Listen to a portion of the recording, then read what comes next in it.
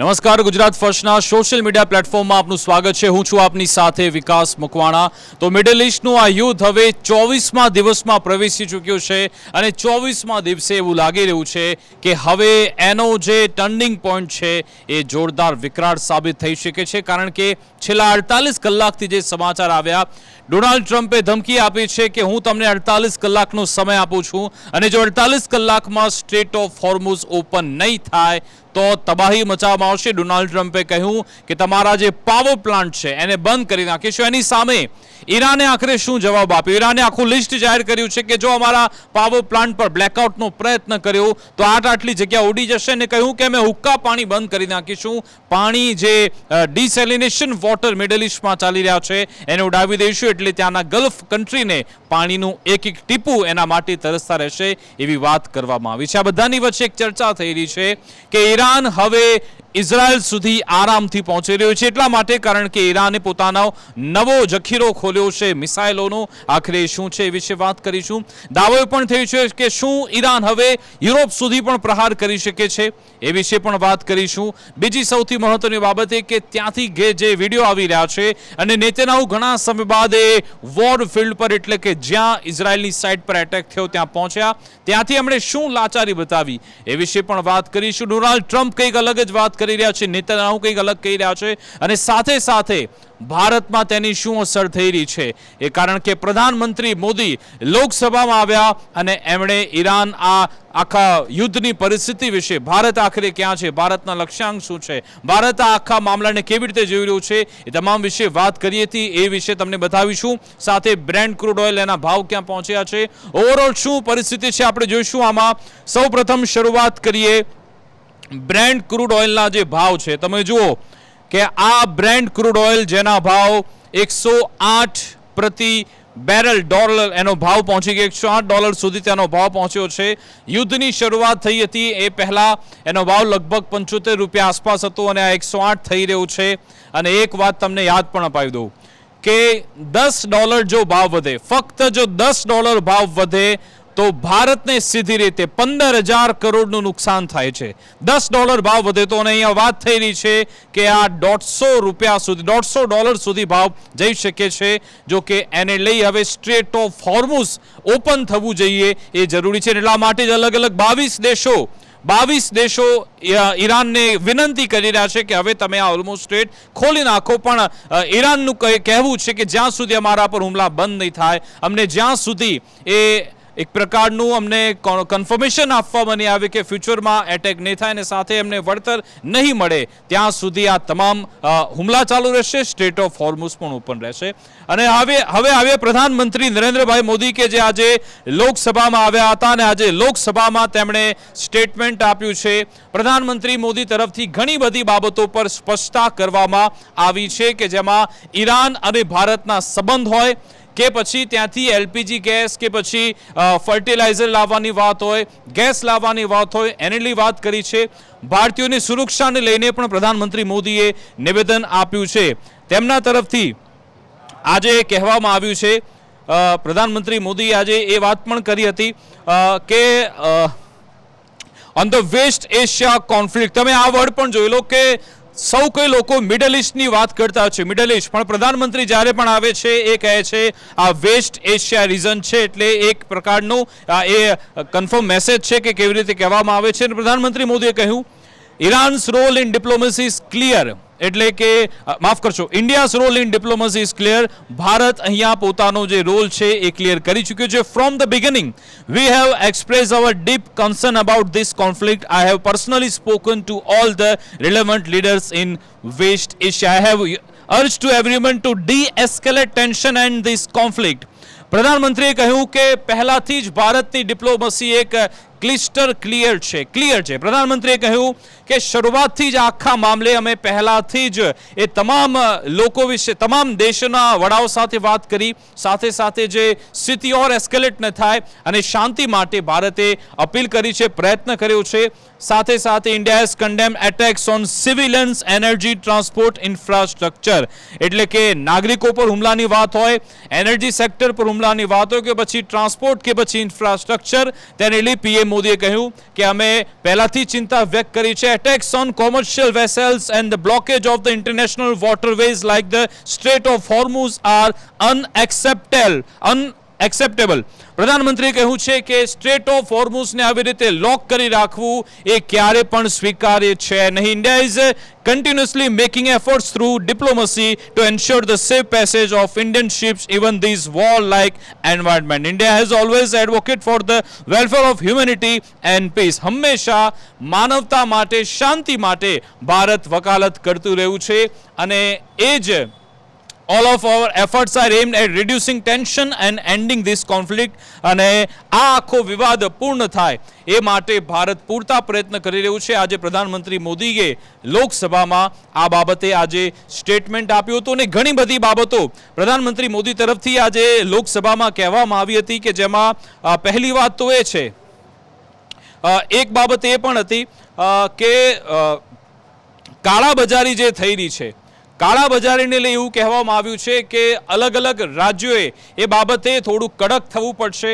સાથે સાથે એગ્રીકલ્ચર, ખેતી પર શું અસર થશે એને લઈ આજે પ્રધાનમંત્રીએ કહ્યું કે આપણા જે ખેડૂતો છે એને લઈ સરકાર પહેલાંથી ચિંતિત છે અને ખરીફ સિઝનમાં ખેડૂતોને કોઈ એમાં નુકસાન ન થાય, કોઈ એમને ફર્ટિલાઇઝર સમયસર મળી રહે એ માટે સરકાર પ્રયત્નશીલ છે. એ પણ નિવેદન આજે લોકસભામાં પ્રધાનમંત્રી મોદી તરફથી આપવામાં આવ્યું હતું અને તેમણે કહ્યું કે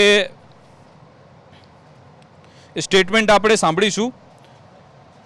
એમના તરફથી કહેવામાં આવ્યું છે કે what will be the impact of the war on agriculture? The farmers of our country have filled our grain reserve. Therefore, India has adequate food stocks. It is also our endeavor that sowing of the Kharif season takes place properly. The government has made adequate arrangements for the fertilizer to deal with such situation in the past as well. Our government did not allow the burden of global crisis fall or farmers. એટલે ખેડૂતોને લઈ પ્રધાનમંત્રીએ કહ્યું છે કે આ global સિચ્યુએશનની અસર ખેડૂતો પર અમે નહીં પડવા દઈએ. વાત રહી ફર્ટિલાઇઝરની, ફર્ટિલાઇઝરને લઈ ખરીફ સિઝન એક સુવ્યવસ્થિત વાતાવરણમાં પૂર્ણ થાય એની પણ સુનિશ્ચિત તે સરકાર કરશે.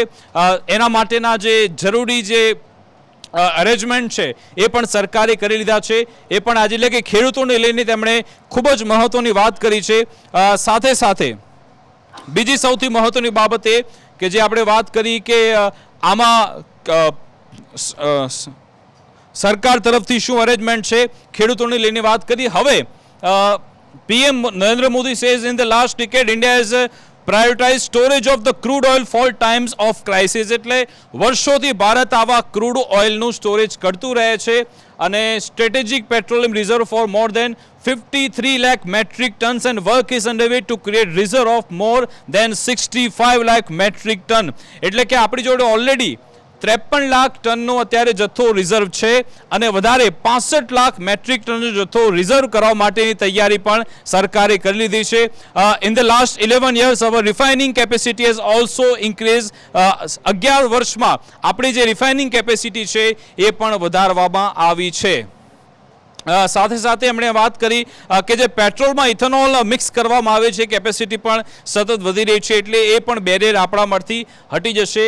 એ વાત પણ આજે સંસદમાં પ્રધાનમંત્રી મોદીએ કરી હતી. એટલે કે ઓવરઓલ ભારત અત્યારે નિશ્ચિત છે, ભારતના નાગરિકો હોય કે પછી ખેડૂતો એના પર કોઈ પણ પ્રકારનું બર્ડન ના આવે એ માટેની તૈયારી કરી છે. અને હવે મેઇન વાત પર આવીશું જે ધમકી ડોનાલ્ડ ટ્રમ્પ તરફથી આપવામાં આવી છે ઈરાનને અને એને લઈ અત્યારે જોરદાર ટેન્શન દુનિયાભરમાં છે અને એ ટેન્શન છે ડોનાલ્ડ ટ્રમ્પની એક આ પોસ્ટના કારણે. ડોનાલ્ડ ટ્રમ્પનું એ સોશિયલ મીડિયા હેન્ડલ છે ટ્રુથ, એમના પર એમણે આ લખ્યું હતું અને એને રિપોસ્ટ કર્યું છે. તે વ્હાઇટ હાઉસે ડોનાલ્ડ ટ્રમ્પ કહી રહ્યા છે, if Iran does not fully open without threat the Strait of Hormuz within 48 hours from the exact point in time, the United States of America will hit and obliterate their various power plants, starting with the biggest one first. આ તમે જો March 22 સવારે 6 વાગ્યાની આસપાસ Donald ટ્રમ્પે આ tweet કર્યું હતું ને અત્યારે આપણે એક દિવસ 24 કલાક કરતાં વધારેનો સમય વીતી ગયો છે અને આ જ પોસ્ટ ડોનાલ્ડ ટ્રમ્પ તરફથી આવતાની સાથે જ એવું જે સીધી રીતે ચીમકી હતી ડોનાલ્ડ ટ્રમ્પ તરફથી કે 48 કલાકમાં જો તમે કોઈ પણ પ્રકારના ડર વગર સ્ટ્રેટ ઓફ હોર્મુઝ ખુલ્લું નહીં કરો તો તમારા પાવર પ્લાન્ટ પર અમે એટેક કરીશું, એટલે કે ટોટલ બ્લેકઆઉટ ઈરાનમાં થઈ જશે એવી ધમકી ડોનાલ્ડ ટ્રમ્પે આપી. તમને યાદ હશે કે એ પહેલા ડોનાલ્ડ ટ્રમ્પ એવું કહી રહ્યા હતા કે અમે વાઇન્ડ અપ કરવાની તૈયારી કરી રહ્યા છે. એમનું ટ્વીટ 21 તારીખનું હતું. સવારે 21 તારીખે કહેતા હતા યુદ્ધ અમે પૂરું કરવા જઈ રહ્યા છે, જો કે 22 તારીખે એમણે ધમકી આપતા જોરદાર અહીંયા તણાવભર્યો માહોલ છે, કારણ કે ઈરાન પણ કહી રહ્યું છે કે અમે લોકો તો મરવા માટે તૈયાર છીએ, ઝૂકીશું નહીં, ભલે તમે અમારા પર એટેક કરો, અમે સામે પણ પલટવાર કરવાના છે. એટલા માટે જ ગલ્ફ દેશોમાં અત્યારે ચિંતા એટલા માટે છે કારણ કે ઈરાન તરફથી એક આખું લિસ્ટ બહાર પાડવામાં આવ્યું છે. તમે જુઓ, ઈરાને લિસ્ટ બહાર પાડ્યું છે, એમાં કયા કયા પ્લાન્ટ પર એટેક કરશે ઈરાને કહ્યું સાઉદી અરેબિયામાં Ras Al Khair desalination plant, Al Shuaibah power and water plant. હવે જે ડિસેલિનેશન પ્લાન્ટ છે એના વિશે આપને જણાવી દઉં તો પાણી જે દરિયામાંથી જે પાણી આવે છે, મીઠા પાણીને એ ખારું પાણી છે અને મીઠું પાણી બનાવવાનો અહીંયા આખો પ્લાન્ટ તૈયાર હોય છે. એ પ્લાન્ટ ઘણા બધા ત્યાં આવેલા છે. એની પાછળનું કારણ એ છે કે ગલ્ફ દેશો પાસે નદીઓ છે જ નહીં, એમની પાસે ત્યાં તેલના જ ભંડાર છે. એમના પાણી, શુદ્ધ પાણી માટે એમને ડિસેલિનેશન પ્લાન્ટની તાતી જરૂરિયાત છે. જો આ પ્લાન્ટ ન હોય, જો આ પ્લાન્ટ પર એટેક થઈ જાય, એનો મતલબ કે મોટા ભાગના એક ગલ્ફ કન્ટ્રી પીવાના પાણી માટે તરફડિયા મારતા જોવા મળી શકે છે જો ઈરાન એટેક કર્યો તો. એટલા માટે જ ઈરાને કહ્યું કે અમારા પાવર પ્લાન્ટ પર અમારી વીજળી ગઈ તો અમે ગલ્ફ દેશોનું પાણી બંધ કરી દઈશું, એવી ધમકી ઈરાને આપી. એક સાઉદી અરેબિયા, યુએઈનું Al Taweelah desalination plant, Barakah nuclear power plant, કુવૈતનું Al Zour desalination complex, north Al Zour power plant, જોર્ડનનું Aqaba thermal power plant, Al Sama power plant, બહેરીનમાં Al Dur power and water plant, Al Zour desalination facility, કતારમાં Al Houl power plant અને Ras Laffan power and water station. એટલે કે આ એક આખું list અત્યારે ઈરાન તરફથી જાહેર કરવામાં આવ્યું છે કે અમે આટલા ન્યુક્લિયર પાવર પ્લાન્ટ અને ડિસેલિનેશન પ્લાન્ટ પર એટેક કરીશું જો અમેરિકા અમારા પર હુમલો કરે છે તો.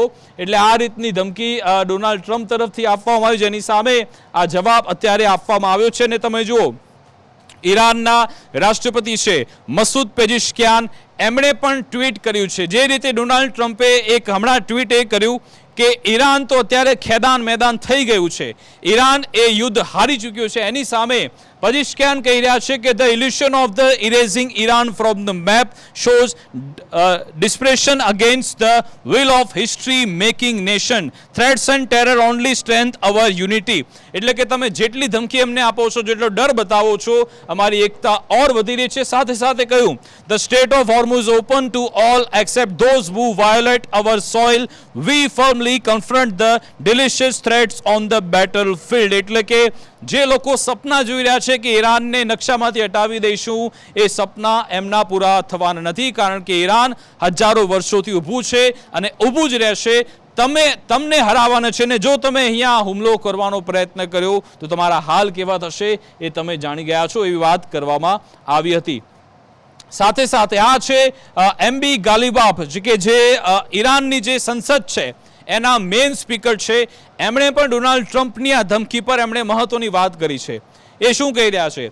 Immediately after the power plants and infrastructure in our country are targeted, the critical infrastructure, energy infrastructure and oil facility throughout the region will be considered the legitimate targets and will be destroyed in an irreversible manner and the price of oil will remain high for long time. Iran કહી રહ્યું છે કે જો અમારા પર તમે હુમલો કર્યો તો અમે એવો એટેક કરીશું, એક તો ક્રિટિકલ ઇન્ફ્રાસ્ટ્રક્ચર એના પર એટેક કરીશું, એનર્જી કે ઓઇલ ફેસિલિટી, અને એવો પ્રહાર કરીશું કે એને તમે એનું કિંમત પણ એને વળતર નહીં આપી શકો, ના એને ફરી એકવાર તમે ઊભું કરી શકો, એવો એટેક અમે કરીશું, એવું અહીંયાથી કહેવામાં આવી રહ્યું છે. એટલે એક બાજુ અમેરિકાની ધમકી, એની સામે ઈરાનની ધમકી. ઈરાન અહીંયા લડી લેવાના મૂડમાં છે, પણ જે રીતે સંકેત મળી રહ્યા છે ડોનાલ્ડ ટ્રમ્પ કંઈ પણ કરી શકે છે. આજે રાત્રે જો કોઈ આવો પ્રકારનો હુમલો થાય તો પછી યુદ્ધની પરિસ્થિતિ ઓર એસ્કેલેટ થઈ શકે છે, એક વાત નક્કી છે. હવે વાત કરીએ જે આમના તરફથી કહેવામાં આવ્યું તો છે જ, સાથે સાથે ઈરાનની જે ડિફેન્સ કાઉન્સિલ છે એમના તરફથી પણ મહત્વની વાત કહેવામાં આવી છે. અને હવે આ સૌથી મોટા અત્યાર સુધીના સમાચાર એ છે કે અત્યાર સુધી સ્ટ્રેટ ઓફ હોર્મુઝ તો બંધ હતું જ, પણ હવે એક ડગલું આગળ ચાલીને ઈરાનની ડિફેન્સ કાઉન્સિલ કહી રહી છે if Iran's coast or island are threatened it may mine key waterways in the Persian Gulf, potentially blocking the entire region, not just the Strait of Hormuz. Iran warns that clearing such mines is extremely difficult based on the past experience. એટલે કે એની defence council કહી રહી છે કે જો મારા પર તમે એટેક કર્યો તો ન માત્ર અમે આ સ્ટ્રેટ ઓફ હોર્મુઝ, પણ હવે ઈરાન એક ડગલું આગળ ચાલી ગયું છે. ઈરાન કહી રહ્યું છે કે ન માત્ર સ્ટ્રેટ ઓફ હોર્મુઝ પણ પર્શિયન ગલ્ફ અને ગલ્ફ ઓફ ઓમાન અહીંયા પણ અમે તબાહી મચાવી શકીએ છીએ એવી ધમકી ડિફેન્સ કાઉન્સિલ અત્યારે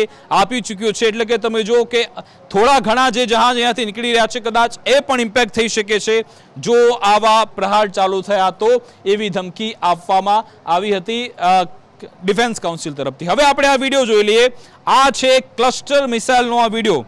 તમે જુઓ કે જે કહેવામાં આવે છે કે આખરે આ ક્લસ્ટર મિસાઇલ છે શું, તો ઈરાન તરફથી જે આ મિસાઇલ ફેંકવામાં આવે છે, એક તો મિસાઇલ આવે છે અને પછી જ્યારે મિસાઇલ ખુલે છે એની અંદરથી ઝુમખા બંધ આવા બોમ્બ્સ નીકળતા હોય છે અને એને લઈને જ ઇઝરાયલ કહી રહ્યું છે કે આ તો તમે યુદ્ધના નિયમોનો ભંગ કરી રહ્યા. આ રીતે તબાહી ક્લસ્ટર બોમ્બ તરફથી મચાવવામાં આવતી હોય છે અને કહેવાય રહ્યું છે કે ઇઝરાયલ પર અત્યારે જે એટેક થયા એ તમામ ક્લસ્ટર બોમ્બથી થઈ રહ્યા છે. એટલે કદાચ એ ઇન્ટરસેપ્ટ પણ થઈ જાય છતાં પણ એમાં રહેલા બોમ્બ એ તબાહી મચાવતા હોય છે. એનો એક આ એનિમેટેડ વિડીયો આપણે એમાં જોયો.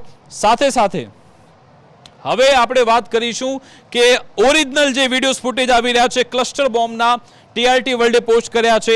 Iranian ballistic missile and cluster munition broke through Israel air defence system hitting targets in Tel Aviv, Kiryat Gat and Ashkelon during the early hours of March 23. હવે તમે આ વિડીયો જોઈ લો કે જેમાં હુમલો કરવામાં આવ્યો છે ક્લસ્ટર બોમ્બ તરફથી. તમે જુઓ ક્લસ્ટર મિસાઇલ તરફથી એક સાથે ઝુમખા બંધ એ બધા બોમ્બ ત્યાં નીચે પડી રહ્યા છે અને પછી કેવી તબાહી મચે છે આ ક્લસ્ટર બોમ્બની મદદથી. સાથે ઇન્ટરસેપ્ટ પણ ઈરાનની ડિફેન્સ સિસ્ટમ પણ એને ટ્રેક કરવાનો પ્રયત્ન કરે છે, અંતે થતું નથી અને તમે જુઓ કે કેવી તબાહી મચે છે, કેવા બોમ્બ ધડાકા, કેવા બોમ્બ બ્લાસ્ટ એ વિસ્તારમાં થતા હોય છે અને આખા વિસ્તાર તહેસ નહેસ થઈ જાય છે. આ વિડીયો ત્યાંથી સામે આવ્યો છે. આ જે વિડીયો છે ફોક્સ ન્યૂઝ તરફથી પણ રિલીઝ કરવામાં આવ્યો. તમે જુઓ કે ઈરાનની મિસાઇલ્સ, તમે જુઓ કે કેવી ત્યાં તબાહી મચાવી રહી છે. આ તમામ ડોટ્સ બધા જોઈ રહ્યા છો, આ તમામ તે મિસાઇલો છે બેલિસ્ટિક મિસાઇલ કે જે ત્યાંથી જઈ રહી છે અને ક્લસ્ટર સાથે Tel Aviv targeted missile could be seen the night sky over Israel as a red sirens blood across the city and Israel defense work to intercept incoming threats from Iran. એટલે કે તેને Israel intercept કરી રહ્યું છે. હવે આ આખા પ્રકરણમાં ટર્નિંગ પોઈન્ટ એ આવ્યો છે, તમે જુઓ કે અમેરિકા ઈરાન પર હુમલા કરી રહ્યું છે અને શા કારણે કહેવામાં આવી રહ્યું છે કે એ લોકો એક ન્યુક્લિયર બોમ્બ બનાવી રહ્યા છે, એ લોકો થ્રેટ છે યુરોપ માટે, અમેરિકા માટે. પણ અત્યારે પરિસ્થિતિ એ છે, તમે જુઓ કે મોટો ટર્નિંગ પોઈન્ટ એ આવ્યો 1990 બાદ પ્રથમવાર એવું થશે કે અમેરિકા ઈરાનનું તેલ ખરીદી રહ્યું છે. જી હા, પહેલી વાર 1990 બાદ બન્યું છે અને અત્યારે યુદ્ધની વચ્ચે અમેરિકા ઈરાનનું તેલ ખરીદશે અને એની જાહેરાત કોણે કરી છે? એના ટ્રેઝરી સેક્રેટરી છે સ્કોટ બેસન્ટ. એ કહી રહ્યા છે કે આ અમારું પગલું એટલા માટે અમારે લેવું પડ્યું કારણ કે તેલના ભાવ વધી રહ્યા છે અને મોટો જથ્થો ત્યાં દરિયામાં ફસાયેલો છે. જો કહેવામાં આવ્યું today the department of the treasury is issuing a narrowly tailored short term authorisation permitting the sale of Iranian oil currently stranded at sea. એટલે કે દરિયામાં જે ઈરાની ઓઇલ ફસાયેલું છે એને હવે લેવામાં આવશે. એટલે કે તમે જો એક બાજુ યુદ્ધ ચાલી રહ્યું છે એની વચ્ચે અમેરિકા ઈરાનનું તેલ ખરીદશે. આ રીતની પરિસ્થિતિ અત્યારે યુદ્ધમાં જોવા મળી રહી છે. પરમિશન આપવામાં આવી છે. હવે વાત કરીએ કે જે એક શરૂઆત થઈ ચૂકી છે કે શું ઇઝરાયલ પાસે, માફ કરશો, ઈરાન પાસે એવી કેપેસિટી આવી ગઈ છે કે શું તે યુરોપ સુધી પણ પહોંચી શકે છે? શું યુરોપ પર પણ ટાર્ગેટ કરી શકે છે? કારણ કે 2 દિવસ પહેલા જે સમાચાર આવ્યા હતા કે એક મિસાઇલ લોન્ચ થઈ હતી અને કે જે યુકે યુએસના બેઝ સુધી પહોંચી ગઈ હતી.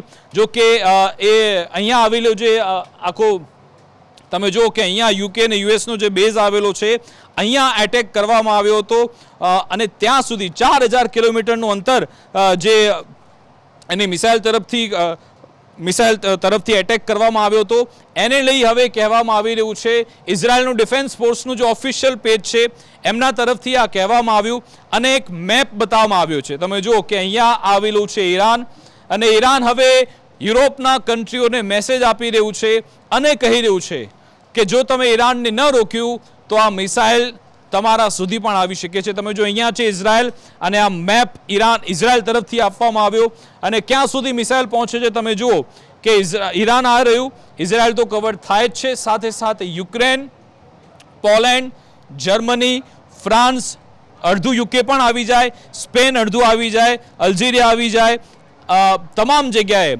અહીંયા પહોંચીએ, નોર્વે પણ આવી જાય, ફિનલેન્ડ પણ આવી જાય, સ્વીડન પણ આવી જાય. આ એક મેપ ઇઝરાયલ તરફથી રિલીઝ કરવામાં આવ્યો છે અને કહેવામાં આવ્યું કે અમે તો કહેતા જ હતા કે આ લોકો આવી મિસાઇલ તૈયાર કરી રહ્યા છે અને હવે એમની જોડે એટલી કેપેસિટી છે કે આખું યુરોપ કવર કરી લે ઈરાન, એટલી એમની જોડે મિસાઇલ એવી કેપેસિટી છે.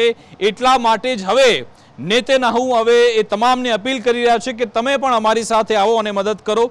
બીજી બાજુ ઇરાનિયન બેલિસ્ટિક મિસાઇલનો વધુ એક આ વિડીયો સામે આવ્યો છે. તમે જુઓ કે હવામાંથી એ આવે છે મિસાઇલો અને પછી એને ઇન્ટરસેપ્ટ કરવાનો પ્રયત્ન થાય છે પણ ઇન્ટરસેપ્ટ થતી નથી એટલે પછી અંતે તમે જુઓ કે ત્યાં જમીની સ્તરે મિસાઇલ પડે છે અને તબાહી જોવા મળતી હોય છે. એનો આ વિડીયો સામે આવ્યો છે. સાથે સાથે ઘણા સમય બાદ નેતન્યાહુ ગઈકાલે જાહેરમાં જોવા મળ્યા તે એના તરફથી આ તમામ વિડીયો રિલીઝ થયા છે રોયટર્સના માધ્યમથી કે જેમાં અરાદમાં બે જગ્યાએ ઈરાને એટેક કર્યો. એક તો ડિમોના અને અરાદમાં પહોંચ્યા હતા નેતન્યાહુ અને કહી રહ્યા છે કે આ તમામ વિસ્તારો એવા છે કે જ્યાં સિવિલિયનને ટાર્ગેટ બનાવવામાં આવ્યા.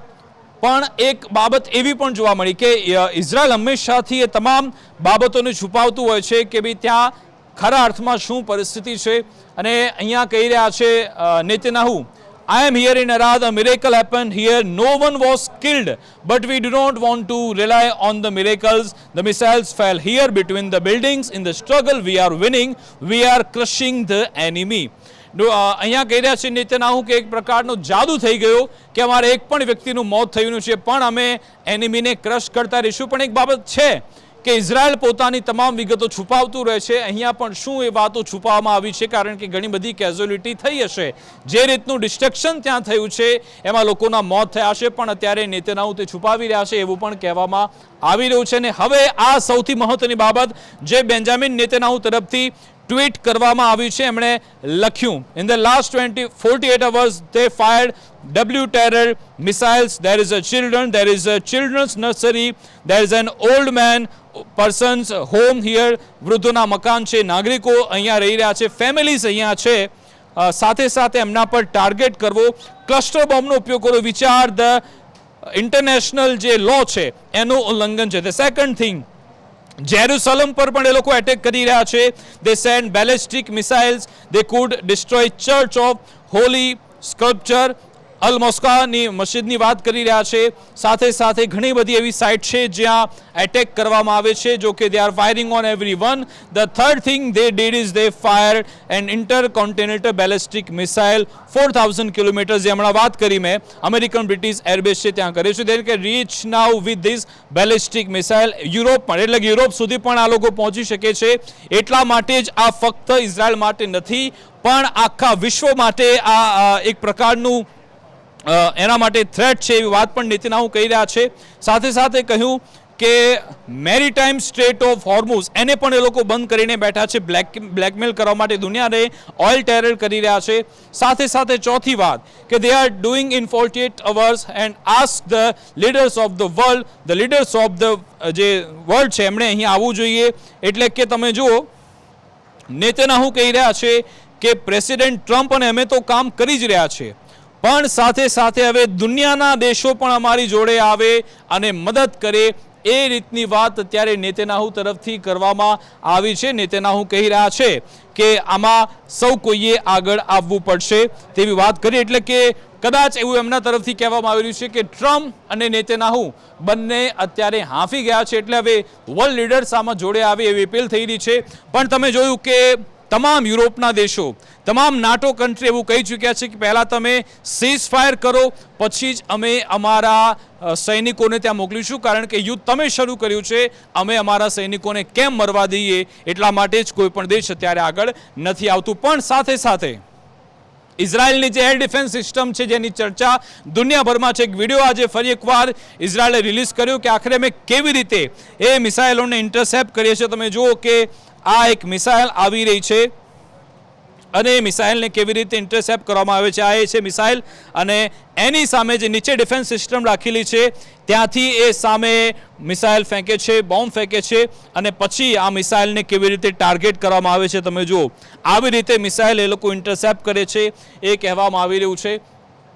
સાથે સાથે હવે આ ટ્વીટ છે દુબઈ પોલીસ તરફથી, દુબઈ પોલીસ હેડક્વાર્ટર તરફથી કરવામાં આવ્યું છે. આ ખૂબ જ મહત્વનું ટ્વીટ એટલા માટે છે કારણ કે એક દહેશત અત્યારે એ તમામ ગલ્ફ કન્ટ્રીમાં છે અને દહેશત એ છે કે ઈરાન ગમે ત્યારે હુમલો કરી શકે છે. દુબઈની પોલીસ શું કહી રહી છે? In light of the current weather fluctuation being experienced by the country, some sound such as a thunder may be heard. એટલે કે વાતાવરણ બદલાઈ રહ્યું છે એટલા માટે તમને થોડો અવાજ સંભળાશે, પણ એ કોઈ એટેકના કે એવા સાયરન નથી વાગી રહી. જો સાયરન વગાડવાની રહેશે તો અમે વગાડીશું, અત્યારે કોઈ ડરમાં ન રહેતા એવી વાત કરવામાં આવી. એટલે કે જો ત્યાં વાદળો પણ ગરજે, થોડા વાદળો ગરજવા લાગે ગલ્ફ કન્ટ્રીમાં તો પણ લોકો અત્યારે ડરી રહ્યા છે. ને આ ઉદાહરણ છે, દુબઈ પોલીસે ટ્વીટ કર્યું છે કે આવા જે સાઉન્ડ છે થંડરના છે એટલા અને એ નેચરલ ફેનોમિના છે. During such times we affirm that any developments or warning will be announce directly through the official channels. જો કોઈ એવી બાબત હશે તો ડાયરેક્ટ અમે તમને જણાવીશું, આમાં તમે ગભરાશો નહીં એવી વાત કરવામાં આવી છે. તો ઓવરઓલ કુલ મળીને અહીંયા સ્ટ્રેટ ઓફ હોર્મુઝમાં આખો મામલો અટકેલો છે. ડોનાલ્ડ ટ્રમ્પે કહ્યું કે 48 કલાકનું અલ્ટિમેટમ છે. 48 કલાકમાં જો 48 કલાકમાં આ સ્ટ્રેટ ઓફ હોર્મુઝ જો ઓપન નહીં થાય તો પછી અહીંયા તબાહી મચશે, બ્લેકઆઉટ થઈ જશે, ટોટલ અંધારું થઈ જશે.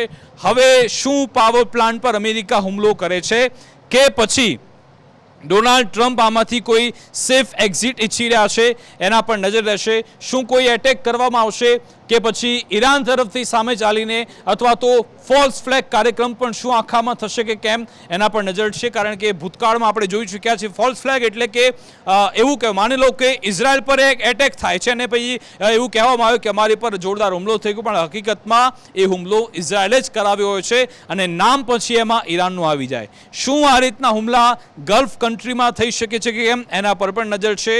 સ્ટ્રેટ ઓફ હોર્મુઝ ફ્રી થાય છે કે પછી ઓર એમાં એક્સેલેશન થાય છે ઓર ક્રૂડ ઓઇલના ભાવ વધે છે, એ તમામ બાબતો અમે ટ્રેક કરતા રહીશું. પણ અત્યારે સ્થિતિ જોરદાર વિકટ છે.